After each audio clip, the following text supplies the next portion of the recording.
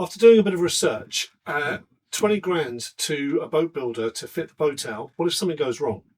If something goes wrong and it ends up being a bill of 35,000 that we can't afford, then we're left with a half-done boat and no money left. So we've decided that we might start kitting the boat out ourselves, or do as much of it as we can, because when I've been sort of, I say, doing some research, mainly on AI really, but out of the 20 grand, apparently about 13 or even more of that would go for labour to the boat builder, which is fair enough, for their skills. However, that leaves 5 to 7 grand for stuff, for like equipment, parts, and bits and pieces. So materials. So if we could do that ourselves and figure out how to do it, where it goes, what to do with it, and and not need any specialist equipment, like GRP moulding stuff, and do it all with marine ply, then we might be okay to do it ourselves and actually save ourselves a fortune, which is more money then left over for other stuff, maybe a camper van conversion if we do get rid of the caravan. So this is what I'm going to be showing you today, just showing you a little bit around the boat, showing you how much of a cleaning job there really is. I mean, the main thing is it really needs a clean. Then we've got to have a look at the floorboards, make sure that they're not completely rotten, where there's damp been in them. I don't know if they are rotten actually, I think they're just filthy dirty. So we might be able to sand them up, varnish them and make them okay. Which would be really good, and not have to replace the whole flooring and go right the way back to the hull. The other thing we've got to look at is insulation to make it warm in winter. Look at where we're going to put a diesel heater. I may need that professionally installed, so we might pay out for that. We need to get the boat lifted out, put it onto blocks so that we can get the anti-foul done and get it all reglossed and everything else. May pay someone to do that. I know how much that costs, so that's well within budget. So there's a lot of stuff that we can do ourselves. So we've brought down a load of cleaning stuff. We're going to get rid of that cooker, piece of old junk. I don't really think that's going to be worth anything. I don't think anybody would want it. It's not a classic. So we'll get rid of that, and make some space in the heads in the toilet area. And then just have a look at what actually needs doing and get to know the boat. That's our priority today, really, isn't it? Maybe see if we can get the pump working. Sorry, I'm doing all the talking, but see if we can get the pump working. It's a Sunday. There's loads of people down here, so it's really quite busy. Different vibe again, isn't it? It is, yeah. Lots of people going up and down the river and everything. So we need to measure the V berth as well, because we're going to see if we can do kind of some sort of offset bed rather than just have the V. We might be able to do something smart with a bed and a different mattress while we do some soaring up or whatever we need to do. But so we're going to have a look at that.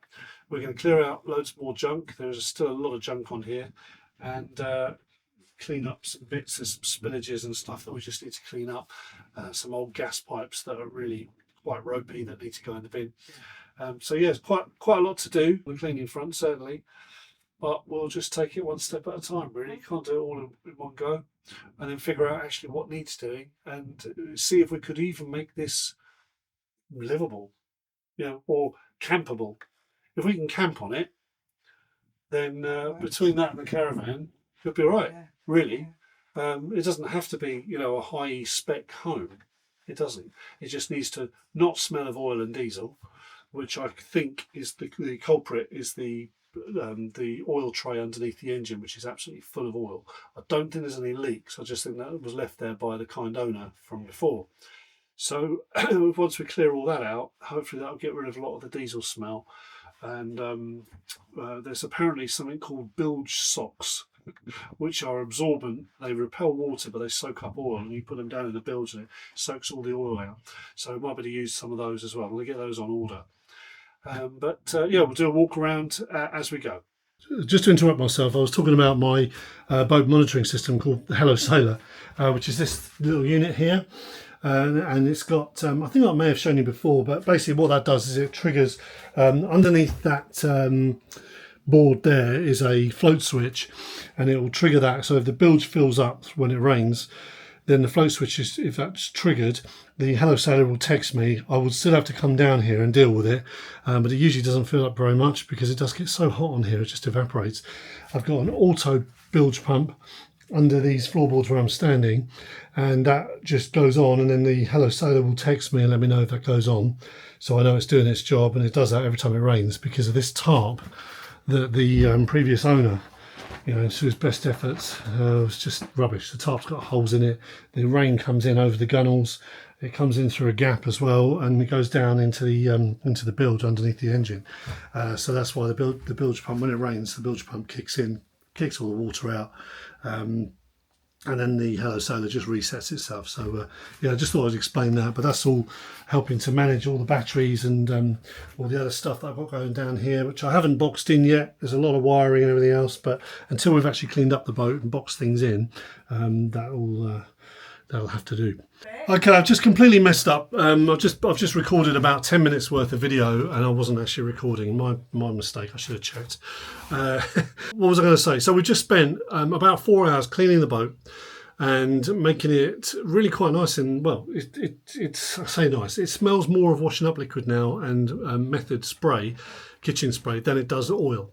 So I reckon when we've done the whole boat, that might get rid of a lot of the oil smell, which is a real kind of been a real bugbear of mine. And I haven't even cleaned out the oil tray underneath the engine yet, and that is absolutely soaked in oil. So I'm going to get some of these absorbent pads and then clean all that up, and hopefully we'll be all good. We're also going to change the mattress. So all these mattresses in here are really scummy in the V-berth, but we've got my daughter's old memory foam mattress on the bed at home. So what we plan to do is get that down here, literally just saw it in half, and hopefully, and Jess has done some measurements, and hopefully that will fit on there.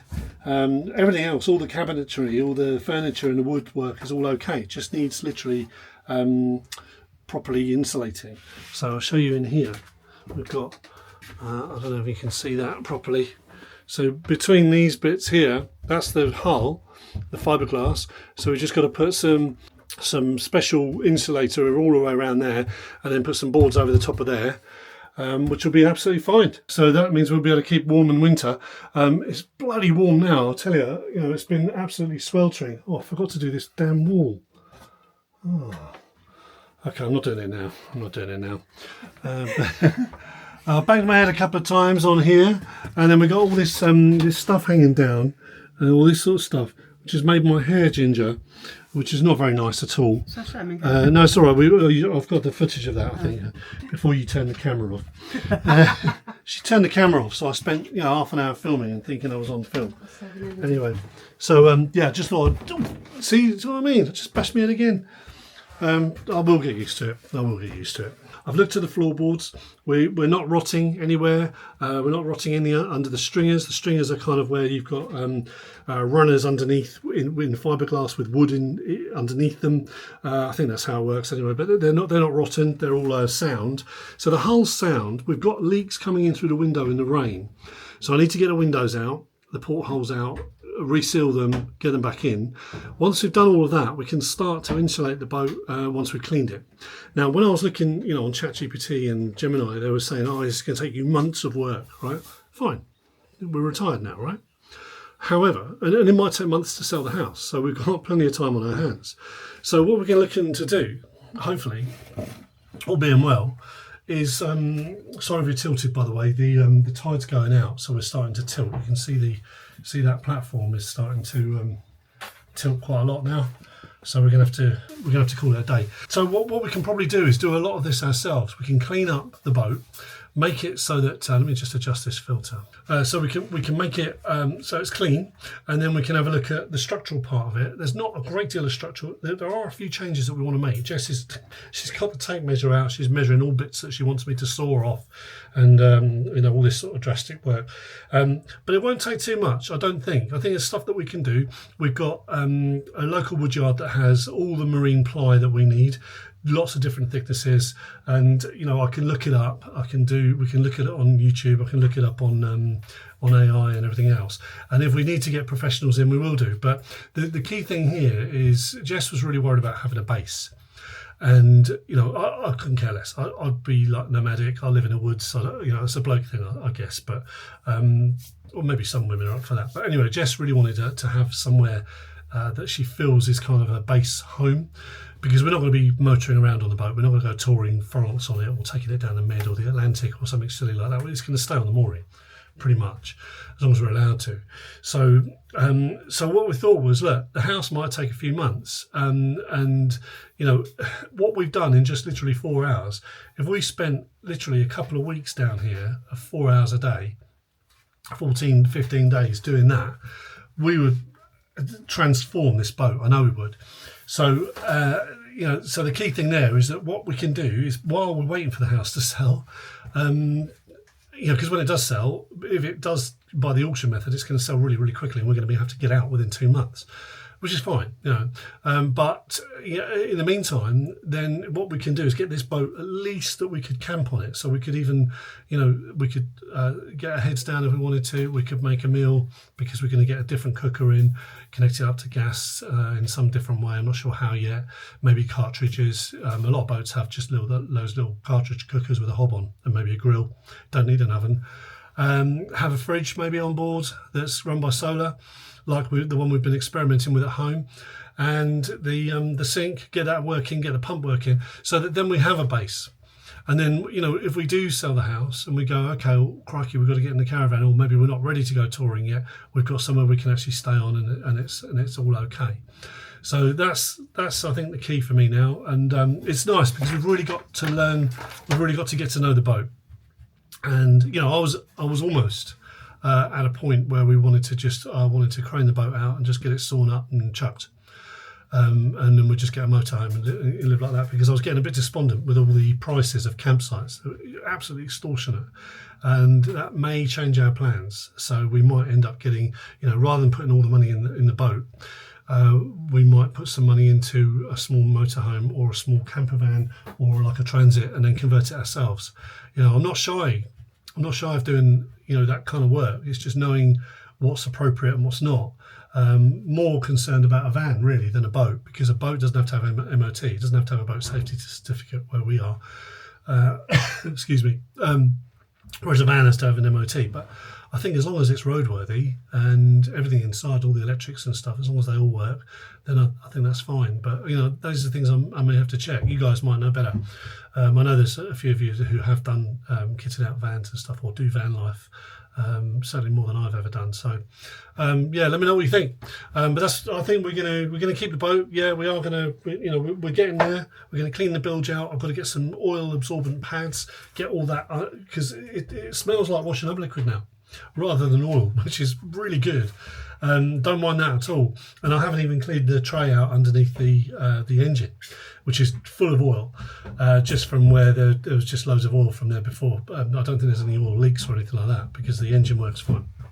So I'll clean all that out, and then it should actually start to smell a bit cleaner as a boat, and feel a little bit more like we can live on board.